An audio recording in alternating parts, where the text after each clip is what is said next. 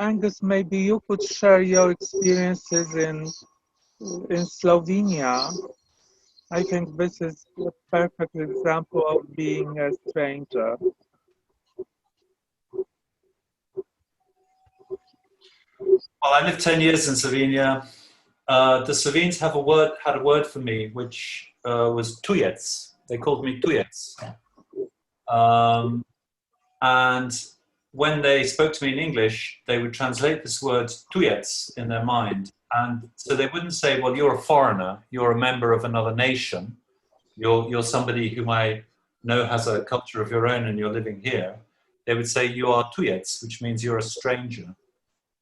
And every time they said to me stranger in English, I would feel profoundly like I didn't belong there. If I can say something about my experience of working in Japan, the word for foreigner in Japan is gaijin, and this actually, there are 3 statuses. I don't know the names for each status, but there's one status which is you and your family. The second status is everyone else in Japan. And the third status is the rest of the world. And that's gaijin. And so I was, of course, gaijin.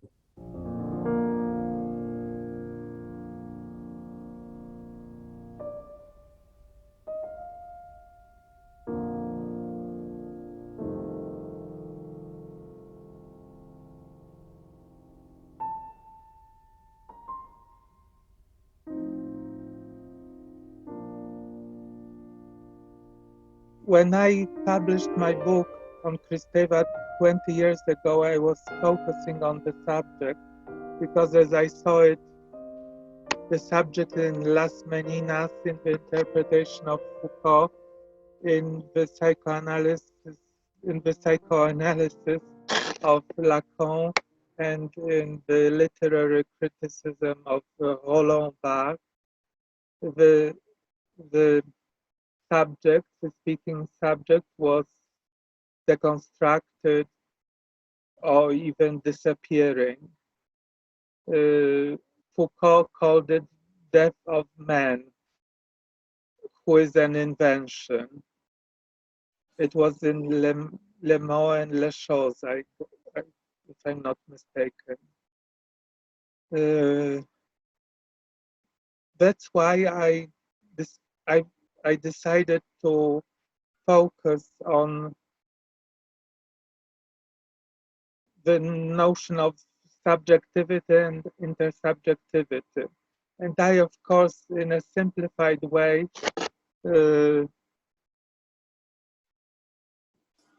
distinguished 3 approaches to subjectivity.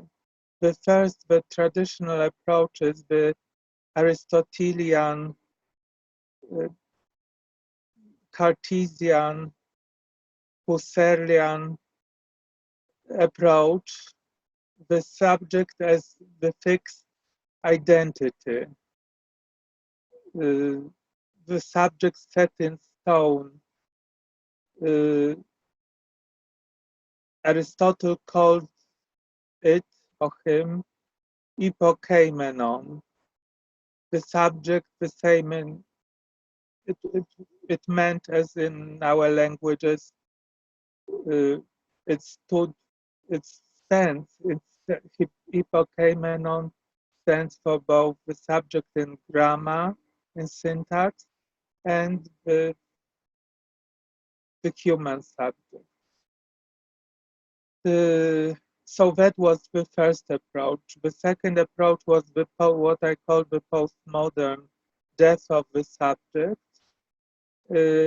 as a misreading of Heidegger's admonition that the problematics of the subject monopolized philosophical investigations. Heidegger wrote in Sein und Zeit that the thematics of the subject colonized the whole philosophy. And in a way, my interpretation was that the postmodern philosophers of Paris took this thesis, hypothesis of Heidegger to the extreme. The third way for me, a third way, was the subject and process. The subject on trial, the invention of Kristeva. It's in French, le sujet en procès, which can mean both the subject on trial, put on trial, and the subject in process, without any fixed identity and very rich, diverse what I called intra-subjectivity, that is interiority. Psychic life is very important to Kristeva, has always been very important to Kristeva. Narcissism, which this chapter on it I called In Praise of Narcissism, because it seemed that in contradistinction to Erich Fromm, another psychoanalyst, Kristeva is quite in favor of self-love, the obsession, the spiritus movens, the constant theme, the leitmotif in Kristeva. The abject, the word of course existed in an archaic French and in Georges Bataille, but it was Kristeva who revived the word l'abject, and it was translated as the abject into English. Part of psychic life of ours that encompasses the rejected part, the accursed share, as Bataille would call it, the so-called evil. And then towards evil, Kristeva proposes forgiveness. She analyzes Dostoevsky, and I guess she analyzed him again in her recent book on Dostoevsky as a philosopher. I also, in my book, used much world literature from the Hebrew Bible, Heraclitus, and the Greek tragedy to Shakespeare and Michel de Montaigne, and some postmodern novels.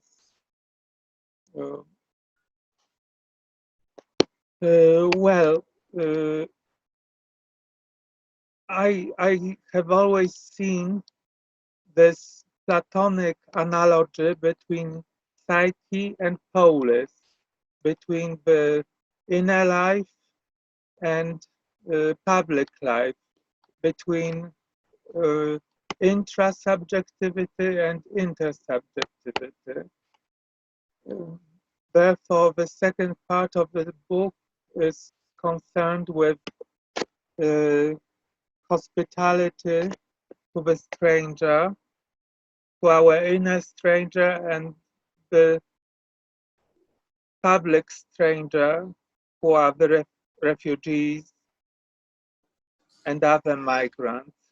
So I thought that the pressing need of our age is to found a public sphere which would cherish subjectivity and intersubjectivity, where plural experiences of cultures would correspond to multiple subjectivities in process and would constitute the realm of being as opposed to belonging. You know, Kristeva was very much against identity, against belonging.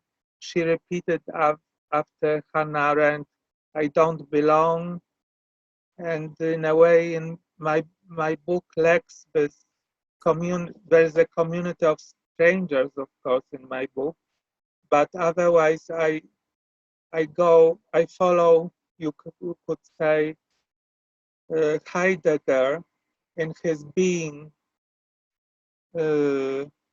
mania, being in capitals B, sein, which he even in later years wrote in the old German way, S-A-Y-N.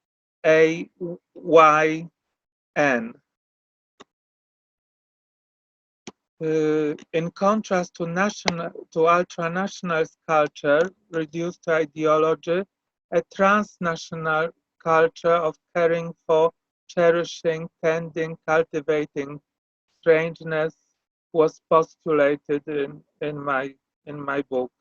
I also took this definition of Hannah Arendt, the definition of culture as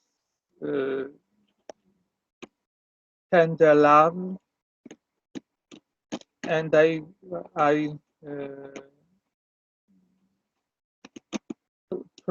propounded the action of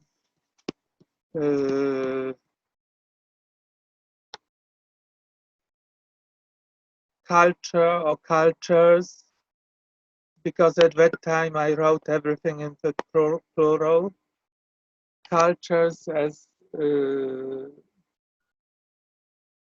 caring. Caring.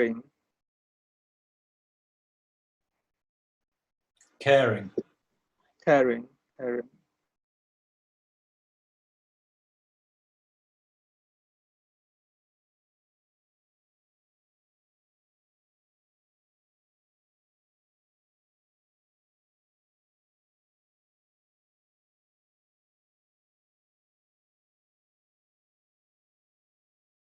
My title, The Stranger Within, means we are all strangers, and we become xenophobes when we don't acknowledge our inner stranger. Then we are hostile to strangers in the outer sphere.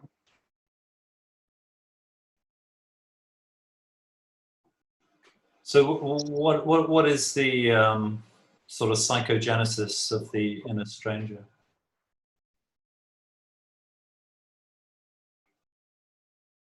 Das Unheimliche. So shall I explain the Unheimlich? Yeah. Just a minute. It's very important, and it's important both in psychoanalysis, philosophy, and the visual arts, aesthetics.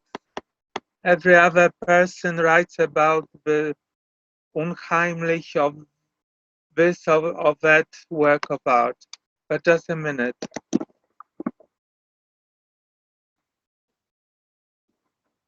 Sorry to keep you waiting, but it's 20 years ago, you know.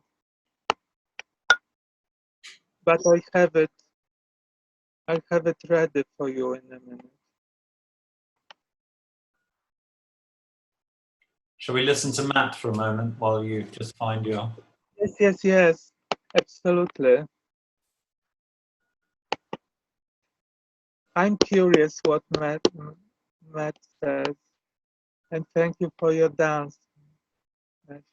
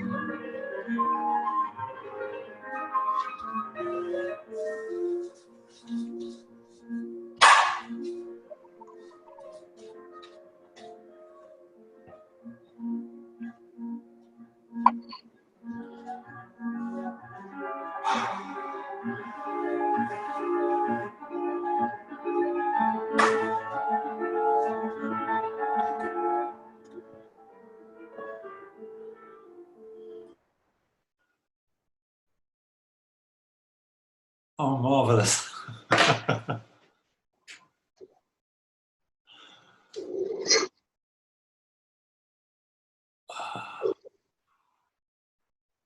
Tomek, back to you. Yes. Das Unheimliche, the uncanny, or homeless strangeness, l'inquiétante étrangeté, is an ordinary German word, but not so ordinary because it's very archaic. In Kristeva's interpretation, the uncanny, das Unheimliche, you know what the uncanny means? The uncanny. How can we say? What can we say? It's something that is not human that resembles a human. Yes. And it's both strange and familiar. I'll develop it in a minute. I trace this claim back to Sophocles. You know, in Kristeva there is no Sophocles, but I found the Greek equivalent of the uncanny, of das Unheimliche. In Antigone, the term denotaton is used of the subject. Heidegger translates this as das, and here you have a play on the uncanny. The most uncanny of the uncanny is man. Man is the most uncanny of uncanny. Let me torture you with the German version. Das Unheimlichste des Unheimlichen ist der Mensch. Indeed, Lindell and Scott's dictionary, lexicon rather, translates Deinos as wondrous, marvelous, strange, as well as terrible, dire, dread. In Sein und Zeit, Heidegger, and this is in Sein und Zeit, Heidegger remarks that in anxiety, one feels uncanny. Unheimlich here means being in the world in Heidegger, when familiarity in the sense of living next to, being accustomed to, breaks down. Being thus assumes the existential mode of not at one's home. Familiarity without strangeness. Let us return to this claim of Julia Kristeva's, turns being into belonging. A Polish interpreter of Heidegger, Cezary Wodziński, explains that the very adjective unheimlich is an uncanny word. The familiar strangeness, Wodziński writes, makes a breach in the overwhelmingness of being, a fissure, a crevasse, where the very existence, the being as such, reveals itself. Sigmund Freud elucidates the meaning of das Unheimliche in his essay of 1919. Heimlich becomes so ambiguous, so the opposite of unheimlich, heimlich, becomes so ambiguous that its sense converges with that of its one-time opposite, the adjective unheimlich, formed with a privative prefix.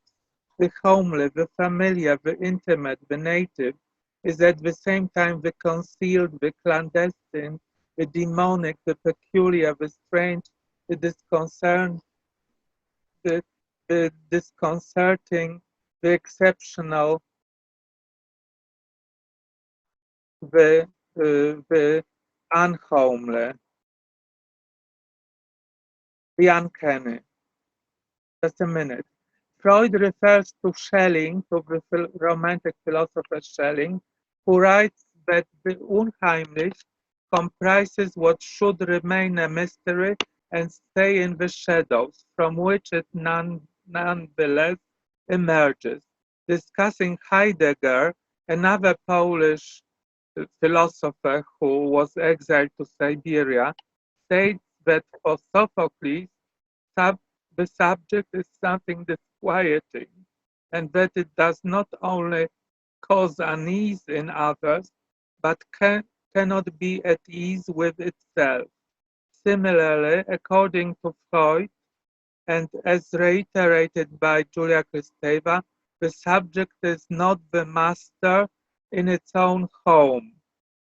This is the case in Gothic novels especially. Horror enters the home. The family is saturated with the uncanny. From Mrs. Radcliffe, Edgar Allan Poe, to Stefan Grabinski and the filmmaker Roman Polanski owes so much to this magician of the uncanny, to Toni Morrison, my Polish mentor Maria Janion, The X-Files, and Julia Kristeva, a horror story of our own home, our strange home repeats itself.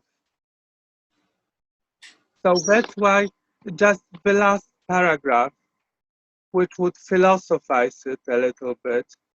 Kristeva's idea of, as I'm putting it, the multiple human being, or homo multiplex, goes further than homo duplex. The latter could describe Socrates in Plato's Hippias Major dialogue, when he says there is a wretch waiting for him at home, whom he must always answer. Here, according to Hannah Arendt, is an intrasubjective dialogue of two in one. Stoics, too, refer to this dialogue. For instance, Marcus Aurelius, as does Augustine. Kant and Pascal are habitually included among thinkers exploring the tragic duality of the subject. Kant points to the lack of a solid self, finding an unsocial sociability, the ungesellige Geselligkeit, in the subject, a doctrine which is a far cry from the Hobbesian war of all against all and from Montesquieu's human sociability.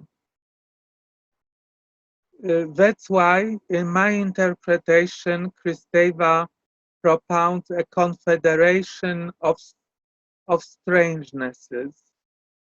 Thank you.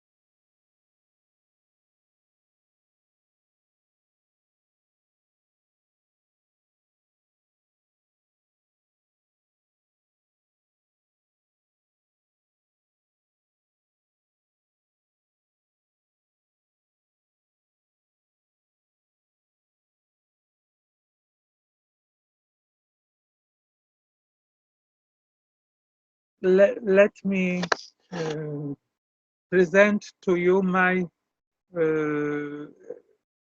in a few words, my exploration of the word subject, of the term subject. The name of the subject, the Latin individuum, is a translation of the Greek atomos, indivisible. This indivisibility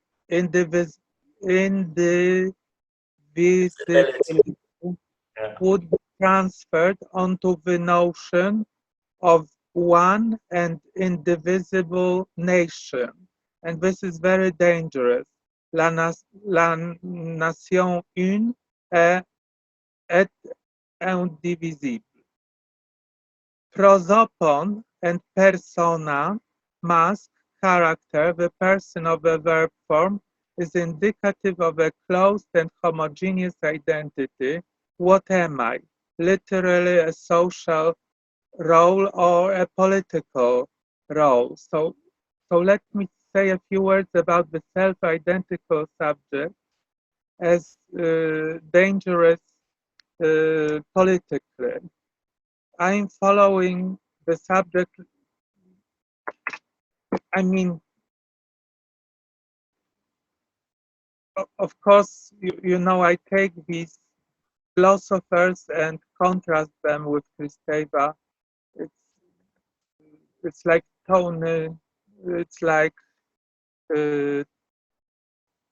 Eagleton accusing Husserl of the whole entire phenomenology.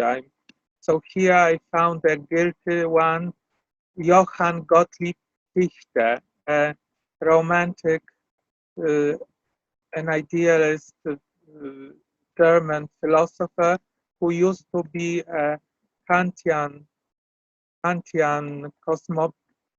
cosmopolitan, but turned into an ultra-nationalist when Napoleon was attacking the principalities and the free states of Germany.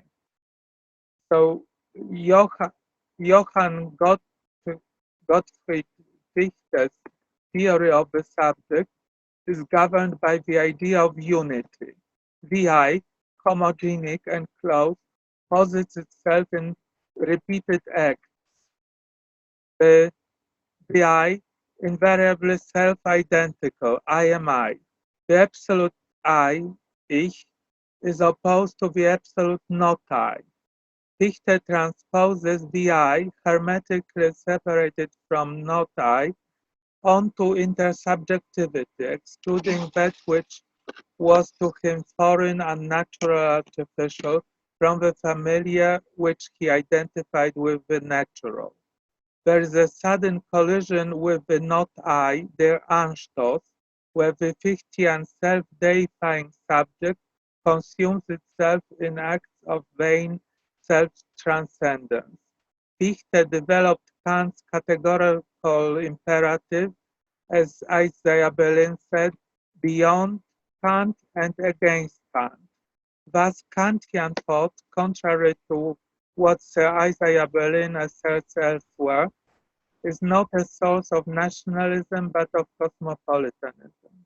Autonomy can be overinterpreted, as it was by Johann Gottlieb Fichte, as autarky, a closed economy, the closed Handelsstaat, der geschlossene Handelsstaat. A German historian, Friedrich Meinecke, with approval, and Gollo Mann, the historian son of Thomas Mann, with dismay, traced Fichte's trajectory from cosmopolitanism to ultranationalism. He moves from the power of the individual to the omnipotence of the nation. To him, the original true nation is in a corrupt world is the German nation. Isaiah Berlin believes that Fichtean philosophy paved the way for the romantic chauvinism of German historians. Nazism would also travel that road. Fichte's phrasing would enter the discourse of the Third Reich. In his dissertation, Rainer Pesch finds that Fichte's ideas were not so much absorbed as deployed in propaganda. A key example is, Hitler's ideologue Alfred Rosenberg's text with a telling note, Fichte in the best sense, one of ours. So, to tell you the truth, Angus, I took interiority as axiom, and I kind of admonished the reader to develop, and myself, to develop our inner life. But I took it as an axiom of psychoanalysis. I rather concentrated on this proposal of hospitality, of being hospitable to strangers. But is the stranger and the sort of unheimlich, the uncanny part of the self, in what way are they the same? Is the uncanny part of the self not like a strange product of a kind of disturbed consciousness, and the stranger simply somebody who is not like me? I mean, in what way are they the same? How do they belong together? Yes, they are, and they are not the same. I mean, the product of ideologies that we are indoctrinated into form part of the abject. The abject, and let us note that all these words are of one semantic fields, that is, subject, object, and abject. Abject in Latin means that which is rejected. And in her book on the abject, Powers of Horror, Julia Kristeva writes on Celine, the writer, the doctor who treated the poor, and the anti-Semite. And I have a chapter on this abject anti-Semitism. So yeah, there is a kind of an eternal, ahistorical, and a historical abject.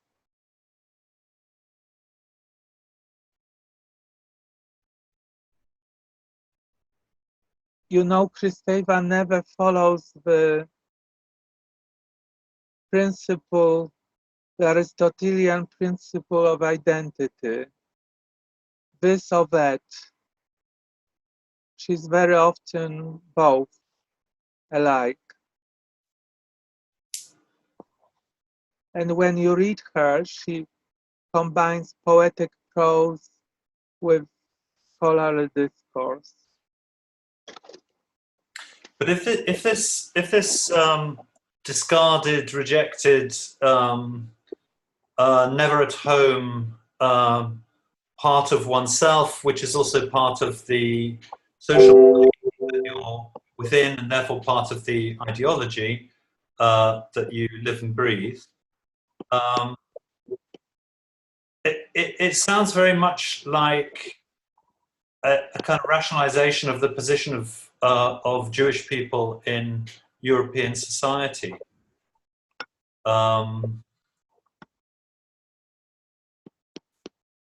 There was I would like to develop this point. What? I would like to develop this point because it's very much of significance to our classes, and I would like to share with you Celine's, as I call it, uncase of anti-Semitism as the object, because it precisely shows yet another time the proximity of intellectuals and fascism. So maybe a short passage on it. All that is impure, unhygienic, which is the object, is ascribed in Celine, Louis-Ferdinand Celine, to aliens. Illnesses and political catastrophes in equal measure come from them. Celine combines foreignness with an imaginary illness, which will precipitate a total destruction. The Jewish rats are infected with the virus of the annihilation of the world. Celine despises democracy, which he believes to be a Jewish conspiracy, and the humming social, humanitarian, scientific verbiage. The wide array of democratic rubbish serves to enslave and humiliate Aryans, as Celine writes. Communism, which he calls red shit, is for him a Jewish product which turned against the people, while a true friend of the people is fascism. Predictably, the writer decries Freemasons, universities, the Jewish and Masonic French Republic. The anti-Semitism of Celine can be viewed in a historical context. At what has to be noted is also its basis, as Kristeva argues, in the mental instability of the writer in particular, and the subject in general, as abjection, fascination, and fear of the other, who literally casts me out of myself, so that I am beside myself. Instead of viewing it as a subject of turning it into the object of discourse, I turn it into a non-subject and, and non-object, into the abject. It renews inside me the archaic conflict at the frontiers of meaning, of what can be interpreted. A paranoid anger stirs in me, and a desire arises to dominate and destroy the stranger abject. The paroxysm and hyperbole, which Celine overuses in his writing, also typify both his mentality and ideology alike.